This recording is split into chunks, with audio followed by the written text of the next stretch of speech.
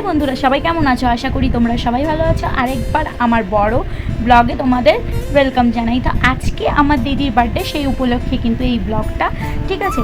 তো চলো এখান থেকে আমার ভিডিওটা স্টার্ট করা যাক। তো সকাল সকাল আমি চলে গেছিলাম দিদি বাড়ি। ঘুম থেকে উঠেই আমি চা বিস্কুট খেয়ে নিয়েছি, আর আমরা কিন্তু দিদি বাড়ি চলে আসছি। আর দিদি বাড়ি এসে দেখি যে ডাইনিং টেবিলের ওপরে কিন্তু সমস্ত জিনিস যেগুলো লাগবে আমাদের, মিনিমাম জিনিস, এখানে মশলাপাতি সবই কিন্তু গোছানো আছে। শুধু মশলা করাটা বাকি আছে, সেটাও আমার মা করে দিচ্ছে।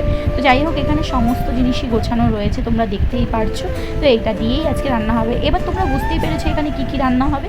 এখানে কিনা ফ্রায়েড রাইস এবং আমাদের চিকেন রান্না হবে। আর এই দেখো, সকাল সকাল দিদিদের বাড়ি রান্না হয়েছিল আলু ভাজা, ডিম সিদ্ধ এবং হয়েছিল নিরামিষ আলুর দম। তো এই আলুর দমের রেসিপি কিন্তু আছে, তোমরা আমার ইউটিউব চ্যানেলে কিন্তু শর্ট মিনি ব্লগে তোমরা এগুলো নিশ্চয়ই দেখতে পারবে। তো যাই হোক, এখান থেকে দেখো, এই গ্যাসেই কিন্তু আজকে এই গ্যাসে এবং এই কড়াইতেই কিন্তু রান্না করা হবে। বাড়িতে একটা অনুষ্ঠান থাকলে সবাই মিলে একসাথে কাজ করাটাই তো একটা আনন্দ, তাই না? আর আজকে তো দিদির বার্থডে ছিল, তার কাকা কাকি থাকবে না, এটা কি হতে পারে? তো আজকে কিন্তু রান্নাটা কিন্তু আমার বাবা এবং মাই করেছিল। বাবা কিন্তু রান্না করেছিল এবং মা সমস্ত জিনিস গুছিয়ে দিচ্ছিল, আর এইগুলো আরও সাহায্য করেছিল আমার দিদি এবং আমার জেঠি। তো এখান থেকে দেখো, দিদি ভেতরে মাছ ভেজে নিল, আর আমরা কিন্তু সকাল সকাল উঠে দেখো, এটা কিন্তু আমার জেঠু, আর আমার জেঠুও কিন্তু খুব সাহায্য করেছিল।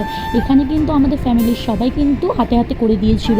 আর আমার দাদা আছে, সে বাজারে গেছিলো। আর এই যে যেই জায়গাটায় আমাদের রান্না হবে, সেই জায়গাটাও কিন্তু ভালোভাবে বন্ধুরা আমরা ধুয়ে নিয়েছি, কারণ পরিষ্কার পরিচ্ছন্ন থাকাটাই কিন্তু স্বাভাবিক, তাই না? আর এই দেখো, জেঠি আর দাদা গেছিলো বাজারে, সমস্ত যা যা বাকি ছিল সেইগুলোই আনতে। তো এরাও এখন বাজার থেকে চলে এসছে। বাজার থেকে এসেই জেঠি কিন্তু এখানে শাড়িগুলো চেঞ্জ করে নিল, চেঞ্জ করেই কিন্তু নাইটি পরেই কিন্তু আবার কাজে যুক্ত হয়ে গেল। সমস্ত মানুষই কিন্তু খুব সুন্দরভাবে কাজ করছিল।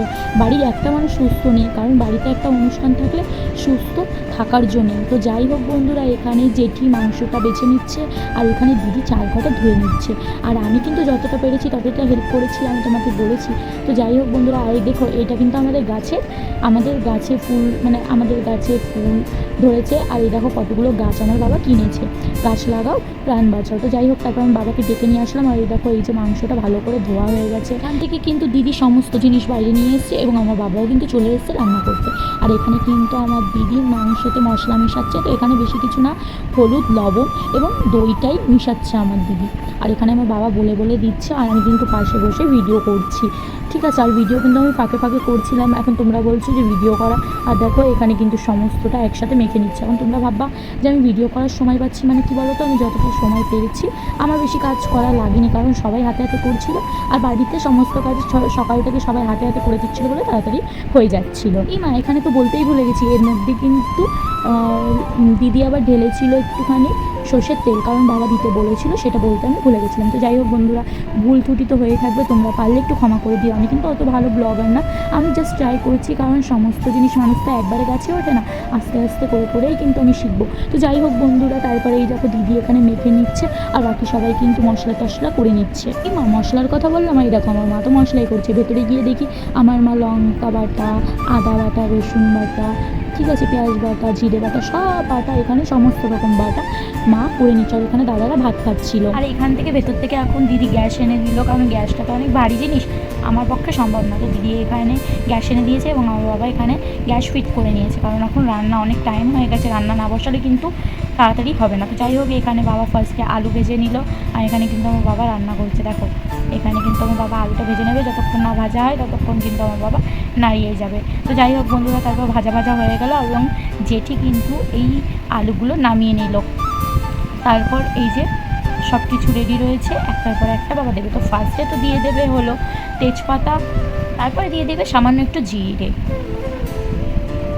আর তারপরে দিয়ে দেবে কুচনো পেঁয়াজ, তারপরে দিয়ে দেবে একে একে মশলা, রসুন বাটা, পেঁয়াজ বাটা, আদা বাটা, ঠিক আছে, তারপর শুকনো লঙ্কা বাটা, সমস্তটাই একে একে দিয়ে দেবে। তো মশলাটা যখন হালকা হালকা ভাজা ভাজা হয়ে যায়, তখন দিয়ে দেবে সামান্য পরিমাণে হলুদ, যতটা পরিমাণে চাও ততটা পরিমাণে তোমরা হলুদ দিতে পারো। তারপর দিয়ে দেবে সামান্য একটু লবণ, যত পরিমাণে তোমরা দিতে চাও বা যে পরিমাণে তোমরা লবণ খাও। তারপর আমাদের পেয়েছিল খিদে, তাই না আমি আর দিদি একটু একটু করে খাবার খেয়ে নিলাম, কারণ কখন আবার খাবো তার নেই ঠিক, বাড়িতে কাজ বাজ হচ্ছে তো খাওয়ার সময় পাবো কি না, ঠিক আছে। আর সময়টাও প্রচুর লেগেছিলো, ঠিক আছে, আর সময়ও ছিল না, আর ওয়েদারটাও খুব খারাপ ছিল, উপর থেকে বৃষ্টি পড়বে পড়বে ভাব। তো যাই হোক বন্ধুরা, এখানে মাংস ঢেলে দিল, আর এখানে কিন্তু মাংস ঢেলে দেখো কত সুন্দর একটা কালার এসছে, আর এটা কিন্তু কষাই হয়েই গেছে প্রায়, ঠিক আছে।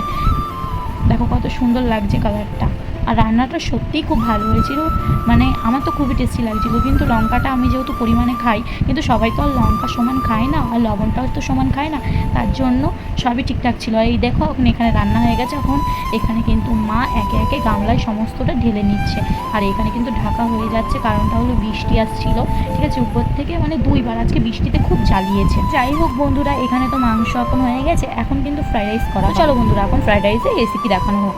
তো এখান থেকে তোমরা দেখতেই পাচ্ছ, এইখানে তো ফার্স্টে দিয়ে দিয়েছে জলের মধ্যে সামান্য একটু ঘি আর গোটা গরম মশলা আর কিছু তেজপাতা।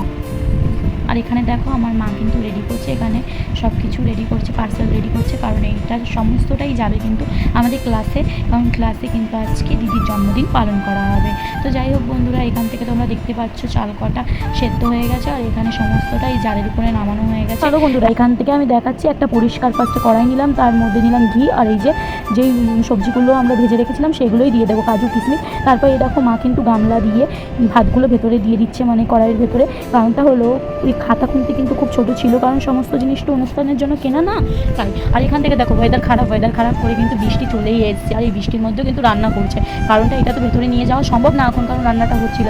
আর এই যে উপরে ঘি এবং সামান্য লবণ এবং গুঁড়ো চিনি দিয়ে দিয়েছে। এখান থেকে তোমরা দিদিকে দেখতেই পাচ্ছ, দিদি এখন পার্সেল রেডি করছে, আর পার্সেলগুলো কিন্তু সহজেই কিন্তু আমি আর দিদি মিলে রেডি করে নিয়েছিলাম। তো যাই হোক বন্ধুরা, ভিডিওটা কেমন লাগলো আমাকে অবশ্যই কমেন্ট করে জানিও, আর আমি কিন্তু বড় ভিডিও করি না। তো যাই হোক, আর এখানে কিন্তু আমার জেঠি পায়েস বানিয়েছিল, সেটাই কিন্তু আমরা প্যাকেট করছি, ঠিক আছে। তো কেমন লাগলো ভিডিওটা আমাকে অবশ্যই কমেন্ট করে জানিও। টাটা।